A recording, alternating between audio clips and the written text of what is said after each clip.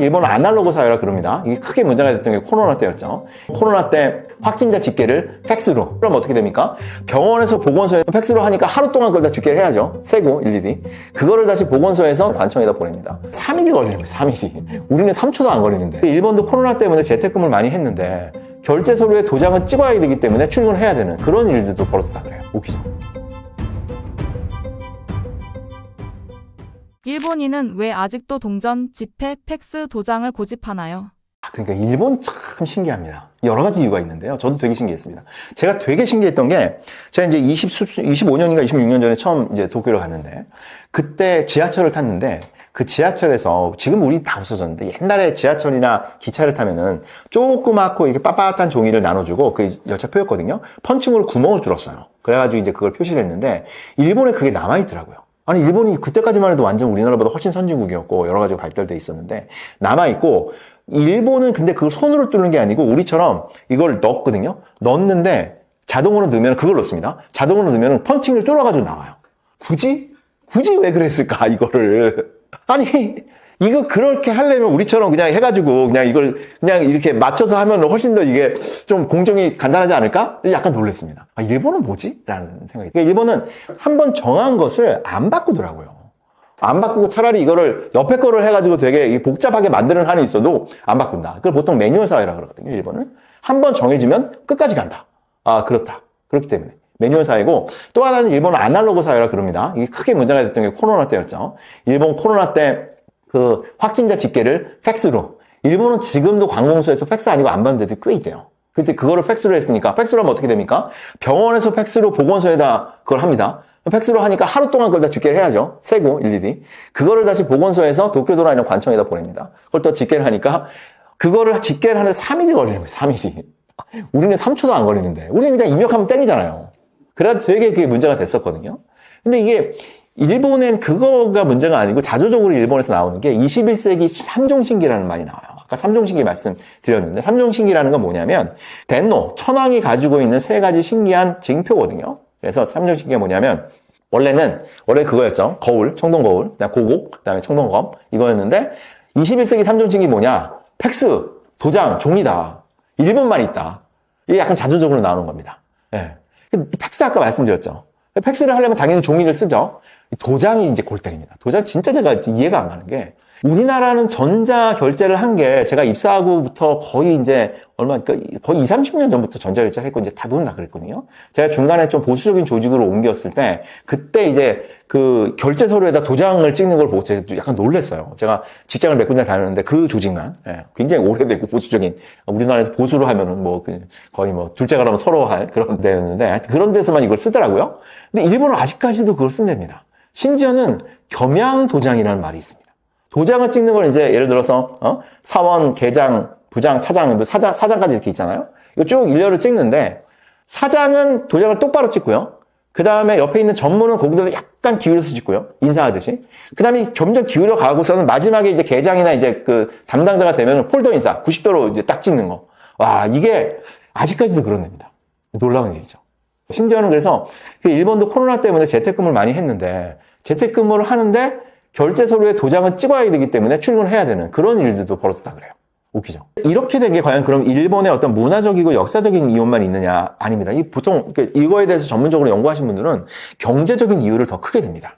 일본이 1990년대에 버블이 붕괴했잖아요. 그래갖고 일본이 정말 굉장히 큰 장기 침체의 늪으로 빠져들었죠.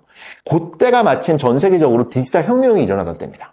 그때 대부분의 나라에서는 막 이렇게 돈을 들여가지고 팩스 없애고 막 이런 것들을 많이 했는데 디지털로 전환을 했는데 일본은 돈이 없으면 못했다는 거예요. 그리고 거기다가 이제 옛날 것들을 그냥 하는 매뉴얼적인 그런 것들도 있었고 그런 것들이 더해져가지고 결국은 지금까지도 그게 반강제적으로 유지되고 있다라고 얘기를 하는데 이건 제가 이제 여행들을 주로 많이 다니니까 일본 쪽으로 지자체들을 다니면 확실히 느낄 수가 있습니다. 버블 경제 때 만든 지자체들의 어떤 건물이나 이런 걸 끝내줍니다. 예를 들어서 굉장히 작은 일본의 우리도 치면 예를 들어서 예를 들어 공주? 아니면 군산? 이 정도의 작은 도시에 현대미술관 건물이 있거든요. 일단 미술관 자체가 끝내줍니다. 거기 가보면 샤넬, 고흐, 고갱, 이런 것들이 다 원본으로 있어요. 버블 경제 때 돈이 넘쳐나니까 그냥 사들인 거예요, 그거를. 지금 유지비가 있어서 제대로 업데이트를 못 하는 거예요. 그래서 일본은 가면은 그러니까 매뉴얼 사회, 일본은 옛날 걸 참 잘 지켜 그러는데 지자체에 가서 사실 얘기를 직접 들어보면, 공무원들한테 얘기를 들어보면 우리도 바꾸고 싶다, 돈이 없다 라는 말을 많이 합니다. 사실은 경제적인 이유도 되게 있다. 그렇다면 일본이 이렇게 안 바꾸고 있는 게 문화 지체에다 경제적으로 그냥 되게 안 좋은 거냐, 그런 것도 물론 있는데 사실 장점도 약간 있습니다. 특히 일본 같은 경우에는 현찰을 많이 쓰거든요. 일본은 그 현찰을 쓰는 이유가 몇 가지가 있는데, 일단 자판기는 현찰이 많이 되고요. 두 번째는 일본은 가격표가 붙어 있으면, 우린 다 세금을 포함하죠. 가격표보다 세금을 따로 내는 경우도 없는데 일본은 소비세를 따로 냅니다. 그렇기 때문에 만약 120엔이다. 그럼 소비세를 뭐 예를 들어 13엔, 12엔 이렇게 소비세를 따로 붙이기 때문에 동전들이 필요하죠. 그리고 그거를 그렇게 쓰게 됩니다. 근데 우리나라 같은 경우에도 요새 한국은행에서 현금 사용권 캠페인을 벌입니다. 현금을 안 받는 그 매장들이 생기고 있어요. 그러면 현금을 안 받는 데들은 이 현금을 안 받으면 그럼 나 카드로 하면 되지 이렇게 되는데, 카드가 없는 분들도 있습니다. 예를 들어 신용, 어떤 일 때문에 신용이 안 좋아서 카드를 못 만드는 분들도 있고요. 그 다음에 좀 연배가 있기 때문에 카드를 제대로 못 쓰시는 분들도 있고요. 특히 외국인들 같은 경우에는 와서 그런 것들을, 카드를 못 쓰는 경우가 많습니다. 그렇기 때문에 이거를 카드를 대신에 여러 사람들이 그런 어떤 기본적인, 이것도 뭐 당연한 권리들인데 이런 걸 누릴 수 있게 그런 걸 만드는 측면을 봤을 때는 일본은 꽤나 그런 것들이 잘 보장이 되어 있는 사회라고 볼 수 있습니다. 우리는 중간이고요. 이건 중국 가면요, 중국에서는 대부분의 매장에 현금을 안 받습니다. 카드도 안 받습니다. 거기는 우리나라 카카오페이 같이 알리페이랑 그다음에 제 웨이신, 그런 중국에 쓰고 있는 페이만 받거든요. 이거를 만들어 가야 됩니다. 중국에서 만들려면 겁나 이게 복잡하고요. 그래가지고 이런 것들을 거기서는 아니면 쓸 수가 없는, 이게 좀 더 얘기가 나오면은 이런 것들을 통해서 국가가 네가 방금 전에 뭘 샀는지 다 알고 있거든요. 국가가, 제가 이제 중국을 저번에 취재 때문에 한 40일 갔다 왔는데 아마 중국 공산당에서 저 따위를 뭐 기억은 못하겠으나 다 저장을 해놓고 있을 겁니다. 제가 들어가는 순간부터 나오는 순간까지 제 동선이 5분 단위로 나왔을 겁니다. 그 정도로 시민들을 감시할 수 있는 체계가 되어 있는 것이죠. 사실 그래서 이것들이 장점도 있지만 단점도 있고 어떤 그런 것들이 좀 섞여 있다라는 것들을 말씀드리고 싶습니다. 도쿄대를 나와도 아버지의 우동집을 물려받는 문화. 대대로 이어지는 장인 정신 문화는 어떻게 보시나요? 장인 정신, 아마 여러분들도 일본의 뭐 100년 넘은 가게, 뭐 웬만한 우동집도 기본적으로 10대 이상 하는 데도 꽤 있습니다. 그래갖고 뭐 수백 년, 300년 된 가게, 뭐 100년 정도면 사실 일본에서는 그냥 근대에 그냥 그렇게 크게 노포라고 부르기도 민망할 정도로, 뭐 예를 들어 사가현에 있는 두부집 제가 한번 가봤는데 270년 막 이렇습니다. 어마어마하죠. 그래서 일본은 장인을 쇼군이라고 부르는데 쇼군인의 나라입니다. 물론 장점 많습니다. 처음에 되게 부럽죠. 야, 이러니까 뭐 하나 하더라도 정말 세계적인 강소기업들, 뭐 하나 하더라도 정말 세계적인 기술력이나 세계적인 어떤 수준을 가진 것들이 많이 나옵니다. 근데 사실은 오랫동안 일본을 가면서 그런 것들을 지켜봤더니 이게 꼭 장점만 있지는 않더라고요. 예를 들어 이런 겁니다. 일본은 절도 세습합니다. 절도 상당수의 절이 전부 다 아들한테 세습해요. 그리고 일본은 뭐 많은 분들이 알고 계시겠지만 국회의원 지역구도 세습합니다. 일본 국회의원 중에 거의 30% 정도가 세습직 국회의원들이에요. 한국도 지금 옛날보다 많이 높아져서 뭐 6%인가 5%인가 그래갖고 한국의 5, 6배 정도가 일본은 지역구를 세습합니다. 이 역사적 배경이 있습니다. 일본의 장인 문화가 발달하게 됐던, 일본의 장인 문화가 본격적으로 출현한 건 보통 에도 시대라고 보거든요. 그 전까지는 전쟁 쫓아다니를 하고 뭐 이렇게 대를 이어서 대를 이으려면 안정적으로 그 일을 할 수 있어야 되잖아요.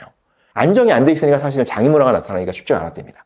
하지만 에도 시기가 되고 이제 전쟁이 없어지고 평화가 되면서 상업이 발달하고 수공업이 발달하고 이러면서 굉장히 그런 것들을 안정적으로 이루어질 수 있는 어떤 사회적인 분위기가, 기반이 형성이 된 거죠. 또 하나가 있습니다. 신분 질서가 꽉 차인 겁니다. 아까 그래서 우리가 보통 그런 얘기들 많이 하죠. 도쿄대를 나와도 결국 우동집을 물려받는다.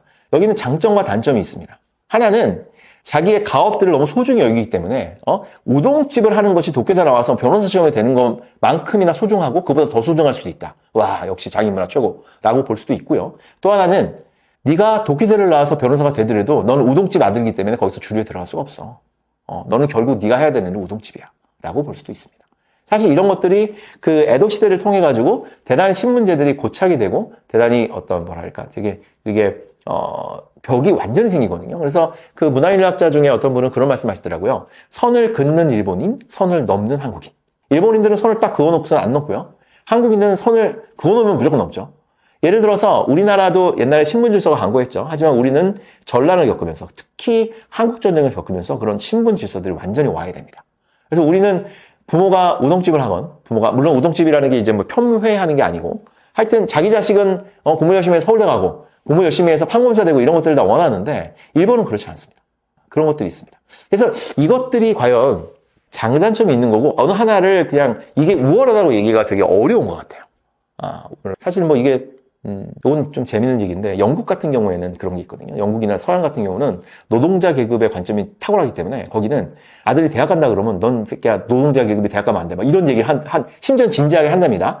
그런 식으로 그거는 약간 다른 그런 분위기가 있는 거고, 일본에서의 어떤 그런 그 도쿄대를 나와도 우동집을 한다. 이건 좀 다른 어떤 것들이 있습니다. 그 대신에, 일본의 부러운 점 물론 있죠. 장인을 대접하는 문화죠. 일본의 도자기의 신이라고 불리고 일본의 도자기 문화를 시작했다고 우리나라 조선도공 이삼평이라는 분이 그 임진왜란때 끌려가서 처음으로 일본에서 도자기를 만들기 시작했거든요. 이건 뭐 자타가 공인한. 그래서 일본 도자기의 신으로 지금 신사에 모셔져 있는 그분이 있는데 이삼평이라는 분은 14대째 도자기를 만드는 집안입니다.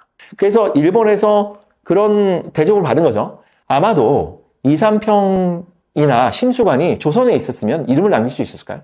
도공으로? 우리가 알고 있는 조선도공의 이름이 있나요? 사실은 그러지 않았을지도 모릅니다. 않기가 쉬웠겠죠. 하지만 도공으로 끌려가고 정말 납치돼 간 거죠. 하지만 거기에 있는 영주들이 이 사람이 할 수 있는, 인정을 하고 이 사람이 할 수 있는 지원을 하고 그리고 거기에 합당한 대접을 나름대로 해줬기 때문에 그런 일가를 이루고 나중에는 신사의 신으로 모셔지게 되는 그런 것도 있었죠. 예. 그런 것들 일본에서는 그런 장점과 단점 그래서 지금 전통을 지키고 장인의 사회가 됐고 하지만 일본도 요즘은 고령화가 되고 사회가 변화해서 가업을 잇기가 되게 어렵다는 얘기들 많이 나온답니다. 그리고 도쿄대 나오면 그냥 좋은 데 취직하는 게 그런 경우도 많고 하여튼 그런 데는데 우리나라랑 좀 비교해서 혹은 뭐 여러 가지 다른 사회들이랑 비교해서 장인 문화가 발달되어 있는 건 사실입니다. K-드라마, 한국인은 정말로 일본에서 인기가 많은가요? 그렇습니다. 이 K-드라마인데 K-드라마가 한국에서, 그러니까 일본에서 이제 한류라는 게 끈 게 이제 다 아시다시피 겨울연가라는 드라마 있지 않습니까? 그게 2003년이더라고요. 그러니까 이제 20년 딱 된 거죠. 한류가 일본에서 20년 됐다고 볼 수 있는데 여전히 그럼 한류가 그러면 있느냐? 혐한 요새 열풍 불어가지고 막 어떻게 얘기하는데 제가 20년 동안 꾸준히 다녀본 그런 분위기를 봐서는 아직까지도 한류는 현재 진행형이고요. 한류는 심지어는 옛날에는 사실 이게 단계가 있습니다. 제가 처음에 이제 일본에 갈 때 제가 아마 일본 처음 갔을 때였나? 그때 그 선배가 묵고 있는 도쿄대학교의 기숙사에서 묵고 있었는데 도쿄대 기숙사에 갔습니다. 그 한국 사람들도 이제 장학금을 주고 기숙사에서 이제 무료로 묵게 하더라고요. 그게 이제 기숙사 세계관이라고 이제 외국 학생들을 이제 묵게 하는데 아시아관인가? 갔더니 그 동남아시아 분들이랑 한국인들이랑 같은 동을 쓰고 있습니다. 그래서 거기 왠가 동남아시아 이야기들을 많이 들었는데 그때는 분위기가 그랬습니다. 일본이 한국을 신경을 안 썼어요. 동남아시아에 있는 나라들과 한국은 그냥 그런 동일선상에서 그 정도의 관심, 한국이 뭐 하는지 특별 관심도 없었고요. 일본의 온통 관심은 서구에 가 있었죠. 그러다가 이제 한류라는 겨울 연가라는 열풍이 불었는데 그때도 가서 제가 느낀 거는 겨울 연가가 어떤 그 한류의 열풍을 일으켰고 뭐 연사마가 어마어마했고 그랬는데 일본 주류 문화라고 보기 어려웠습니다. 특히 그때 팬덤들은 그 아줌마들을 폄훼하는 건 아니고 흔히 말하는 아줌마 팬덤들. 약간 나이가 있으신 분들 그런 분들의 팬덤이 있었고 소위 말하는 그런 아이돌 팬덤들이나 이런 거와는 좀 분리돼 있었거든요.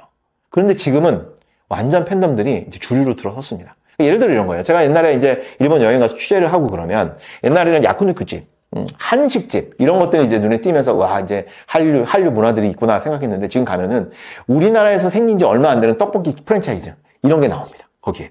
그러니까 뭐 한식집 이런 분위기가 아니에요. 그냥 그게 그러니까 굉장히 빠른 시간 내에 나와가지고 그런 것들을 충분히 거의 동시대적으로 즐기는 그런 문화가 된 거죠. 그러니까 심지어는 일본 그 특히 여성분들 같은 경우에는 그런 대박 뭐 이런 얘기 있죠. 그냥 씁니다. 그런 얘기를. 한국말 잘 몰라도 드라마에서 워낙 보니까 그런 얘기를 쓰고 아까 말씀하셨던 I love you. 저도 이제 그 2024년도에 I love you 가가지고 이제 취재 가가지고 처음에 갔더니 드라마에서 한국말이 나오길래 보니까 이제 한국 남자더라고요. 남자 주인공이 한국 사람으로 나오더라고요. 그래서 거기에 있는 이제 가이드 하시는 분한테 물어봤더니 이게 당대의 지금 최고 인기를 끌고 있다. 그래가지고 거기 딱 그거더라고요. 그래서 얘 내용을 이제 얘 설명을 들으면서 보니까 전문 한국 유학생과 나이가 좀 있는 일본의 전형적인 그 여자분과의 그런 로맨스인데 거기에서 한국 남자들에 대해서 가지고 있는 일본의 어떤 여성들의 어떤 판타지죠 뭐 기본적으로 그런 것들이 나오고 있더라고요. 보니까 일단은 뭐라 할까 육식남 초식남 일본에서는 그러니까 여자들한테 괜히 그 고백도 못하고 뭐 제대로 리드하지도 못하는데 육식남이고 그 다음에 굉장히 몸이 좋다 제가 진짜 좀 웃긴 얘기 들었는데, 왜, 한국 남자들은 왜 몸이 좋다고 생각하세요? 그랬더니, 군대를 갔다 오기 때문에, 군대에서 열심히 훈련을 받고 규칙적으로 먹으면, 그래서 사는 남자들이 몸이 좋다는 거예요. 아, 일단 난 아니구나, 라는 생각을 했죠. 하여튼. 그리고 옷을 잘 입는다. 아, 이것도 난 아니구나, 막 이런. 옷을 잘 입고, 그 다음에 되게 로맨틱하고 섬세하고 배려한다. 뭐 이런 것들을 통해가지고, 한국 남자들에 대한 어떤, 뭐랄까요? 그런 판타지? 뭐 이런 것들이 있는 건 사실인 것 같습니다. 그래서 그 인기가 있는 것 같은데, 한국 사람들에 대해서 되게 그 호감 같은 게 있는 건 확실한 것 같고요. 좋게 우리가 서로 교류하는데 되게 장점이죠. 장점이기도 하고요. 그 다음에 그럼에도 불구하고 사실은 이건 좀 어두운 부분인데, 혐한이라는 것들도 되게 그 반대편에서 비가 그림자처럼 나오고 있다. 이것도 끊임없이 계보를 가지고 나오고 있고, 이런 부분에 대해서도 우리가 좀 신경을 써야 되고 좀 생각을 해야 된다는 생각을 드리고 싶습니다. 일본인은 정말로 한국인보다 키가 작은 편인가요? 아, 체격이 작습니다. 예, 사실 보면 저도 큰 편은 아니어서 저 작은 편이어서 그게 약간 작다고 느끼긴 했는데, 그게 이제 자료가 있더라고요. 2024년도에 월드데이터라는 사이트에 보면은 각국의 이제 평균 신장, 특히 젊은이들 18세에서 25세까지의 평균 신장을 쫙 이제 나라별로 이제 줄을 세워놨는데, 여기에 보면은 한국 남자들의 2024년 평균 신장이 175, 남자 같은 경우엔, 그리고 여성 같은 경우엔 163으로 되어 있습니다. 그리고 또 재밌는 거는 한국 사람들은 계속 키가 상승하고 있어요. 10년 전, 20년 전보다 키가 계속 크고 있어요. 근데 일본 같은 경우는 2024년 기준으로 남자들은 172, 여자들은 158이더라고요. 놀라운 건 일본은 30년 동안에 거의 변화가 없습니다. 30년 전에는 그러니까 한국 남자랑 일본 남자들이랑 거의 비슷했는데 이제 격차가 벌어지는 거죠. 이거는 뭐 모르겠습니다. 이걸 어떻게 설명해야 될지 저는 뭐 잘 모르겠는데, 제가 알고 있는 거 하나가 있습니다. 역사적으로 일본은 항상 작았습니다. 일본에 유명한 논문이 있는데요. 일본인들의 키에 대해서. 이 논문에 따르면 에도 시대에, 물론 에도 시대의 그 기록들이라는 게 정확하지 않으니까 에도 시대 평균 신장을 157cm 정도로 봅니다.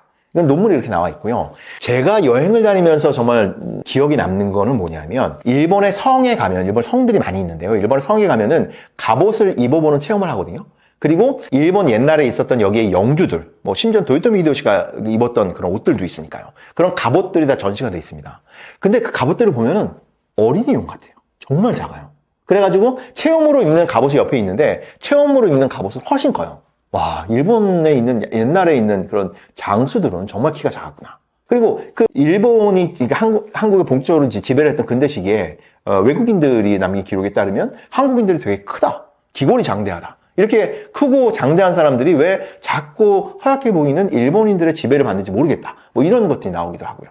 심지어는 일본의 그 역사적인 연구에 따르면 일본 사람들은 에도 시대 때가 157이라고 말씀드렸죠. 조몬 시대, 일본의 첫 번째 역사인 조몬 시대 때는 159였답니다. 키가 줄어든 거예요. 여기에 대해서는 보통 육식금지령, 육식을 안 해가지고 영양 상태가 좀 안 좋아서 신장이 줄어들었다는 설명을 하기도 합니다. 심지어는 우리가 옛날에 일본을 왜라고 불렀잖아요. 왜놈, 막 이렇게. 물론 좀 멸칭이긴 한데, 왜라고 불렀는데, 우리만 왜로 부르는 건 아닙니다. 일본의 이름이 처음에 왜라고 나옵니다. 한자로 왜라고 쓰는데, 여기서 그러면 왜라는 게 왜소하다, 키 작다, 뭐 이런 의미가 있잖아요. 그렇기 때문에 일본 사람들이 키가 작아서 왜라고 썼지 않나, 그렇게 생각하기가 쉬운데, 사실은 한자가 좀 다릅니다. 왜가 좀 비슷한 글자긴 한데 좀 달라요. 일본의 왜라는 것은 나라 이름 왜자입니다. 일본 말로는 야마토라고 읽어요. 야마토가 바로 야마토 조정, 일본의 첫 번째 정권이 탄생한 지역이 일본 말로 야마토였습니다. 일본 말로 야마토라고 했죠. 그래서 왜라고 쓰고 야마토라고 있습니다. 네. 그래서 일본이 작기 때문에 왜라고 썼는지는 확실하지 않습니다. 그건 근거가 없는데, 그 대신에 왜라는 거를 작다라는 멸칭으로 쓴 것은 맞습니다. 다른 나라들이 왜놈이라고 부를 때는 작다라는 멸칭, 우리나라도 그렇고 중국도 그렇고 그런 굉장히 뭐라 그럴까, 비하의 뜻으로 쓰입니다. 그래서 일본이 그런 왜라는 이름을 바꿔요. 왜라는 이름을 그 나라 이름 왜자에서, 그러니까 왜소할 왜자와 비슷한 나라 이름 왜자에서 지금은 보통 야마토라고 똑같이 읽는데 화평하다, 화목하다 할 때 화자를 쓰고, 그리고 그것을 와라고, 음독을 하면 와라고 읽고 혼독을 하면 그것도 야마토라고 읽습니다. 한자를 바꿨어요. 그래가지고 뭐 와규라고 들어보셨죠? 와규, 일본소로 와규라고 그러죠. 규라는 거는 아까 규납에 말씀드렸듯이 규라는 거는 소를 규라 그러고, 와규는 일본소를 와규라고 그럽니다. 예. 그래서 와라는 것들을 많이 쓴다. 하여튼 작은 건 사실이었다, 일본이. 그래서 뭐 요즘에 최근에 이제 변화가 없고 일본이 그렇게 별로 안 크는 걸 보고 약간 역사적인 것도 있지 않나라는 생각을 해보는데 확실하지 않습니다. 하여튼 일본인들은 정말로 한국인보다 좀 작다라는 말씀을 드리고 싶습니다. 여행하는 일본사를 썼는데, 사실은 일본사에 대해서 약간 거부감이 있는 분들이 있습니다. 그러니까 일본사에 대해서 저도 마찬가지 제가 이 책을 쓰기 전 혹은 일본에 본격적으로 여행을 다니기 전까지 일본사를 잘 몰랐습니다. 제가 한국사 전공이기도 했고요. 그리고 사실 뭐 일본사 저희는 이제 옆에 동양사학과 서양사학과가 있어서 수업을 들어야 돼서 제가 일본사 수업도 듣긴 했는데 제가 뭐 그때 공부도 안 하고 나이롱으로 들어서 뭔지 잘 기억도 안 납니다. 그런데 일본사를 꼭 알아야 되는 건 아닌데 일본사를 알게 되면 장점이 있습니다. 일본사를 제대로 알게 되면 우리 역사가 좀 다르게 보입니다.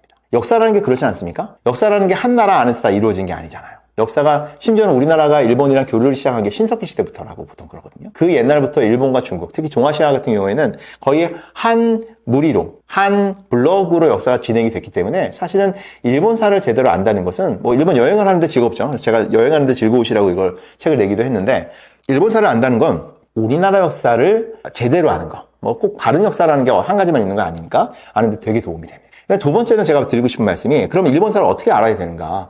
보통 일본사를 아시는 분들도 저도 그랬고요. 일본사를 한마디로 정리를 하면은 은혜를 원수로 갚은 외놈의 역사로 정리가 됩니다. 고대사 때는 우리가 다 이렇게 우리가 다 물려주고 다 이렇게 줬는데 이놈들이 근대사에 들어와서 우리를 식민지를 삼고 나쁜 짓들을 많이 했다 그러는데 맞습니다. 물론 그 맞는데요. 이 역사를 그렇게 한마디로 정리하면 역사가 납작해집니다. 역사를 제대로 볼 수가 없어요. 입체적으로 봐야 됩니다. 그러니까 일본은 왜 그런 행동들을 했고 일본의 야스쿠니 신사 한번 가보시고요. 야스쿠니 신사는 도대체 왜 그런 걸 만들어 놨고 왜 거기에 그렇게 전쟁 물자들을 만들어 놓고서는 애들이 왜 그렇게 하는지 그런 것들을 일본의 시각에서도 볼 수 있기도 하고 그런 것들을 또 일본의 자이니치 일본 가면 좀 일본 제1조선인들에 대한 문제가 장난이 아닌데 그 오사카에 있는 스루아시에 가시면 스루아시라는 그 옛날의 자이니치들 일본 제1조선인들이 살던 곳에 가시면 그런 역사들을 또 볼 수가 있습니다. 역사를 알게 되면 여행도 재미있을 뿐만 아니라 입체적으로 알게 되면 우리를 바라보는 시각, 일본을 바라보는 시각도 바뀌게 됩니다. 일본사를 보는 데 있어서도 일본서기에는 말도 안 되는 얘기도 있고 일본서기에 만삭의 황후가 신풍을 타고 우리나라로 와서 칼 한 번 안 쓰고서는 다 사만이 정복하게 되는 그런 말도 안 되는 역사가 쓰여 있지만 사실은 일본 서기를 통해서 굉장히 우리가 얻을 수 있는 게 많거든요. 아까 말씀드렸듯이 문영원 같은 경우는 일본 서기가 더 정확한 기록이었고요. 일본 서기의 기록들이 되게 풍부해요. 근데 얼마 전에 전라도 천년사라는 그거를 만들었습니다. 되게 열심히 역사학자들이 열심히 만들었거든요. 근데 거기에 문제가 하나 생겼습니다. 일본 서기에 있는 내용을 인용했다 그래서 소위 말하는 식민사학이다라고 매도를 하고 그래서 결국은 전라도 천년사에서 해당 부분을 빼는 일이 벌어졌거든요.